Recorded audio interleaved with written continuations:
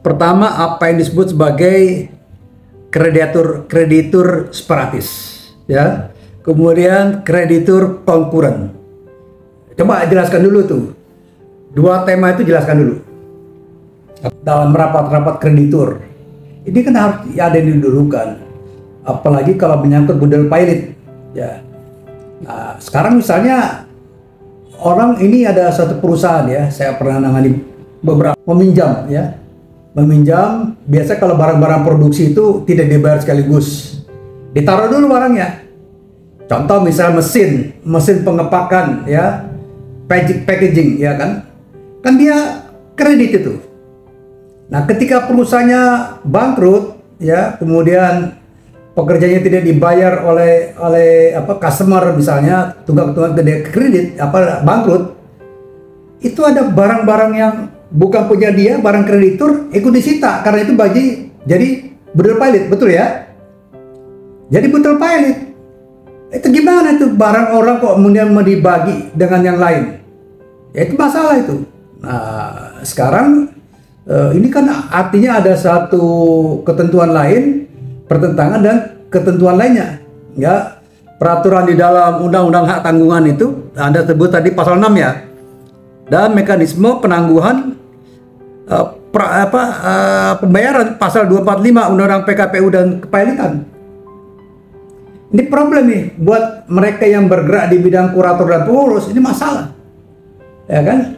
Dan nggak bisa barang diambil karena dia masuk. Jadi yang namanya budel pilot termasuk hutang, termasuk barang yang diagunkan, barangnya jaminan, ya, barang kredit, barang hutang itu termasuk jadinya, karena ketentuan bersifat umum. Nah, ini yang tadi sudah dijelaskan, ya. Kemudian apa betul konsep lex specialis derivat lex generalis dikaitkan antara Undang-Undang Hak Tanggungan dengan Undang-Undang Kepailitan? Nah, ini problem nih. Yang namanya lex specialis itu misalnya undang-undang perlindungan anak, contoh, ya. Kemudian lex generalis ada KUHP. Maka diterapkan lex specialis ada Undang-Undang Perlindungan Anak. Nah, sekarang Undang-Undang Hak Tanggungan, apa betul dia menjadi lex specialis dari Undang-Undang Undang-Undang PKPU dan kepailitan?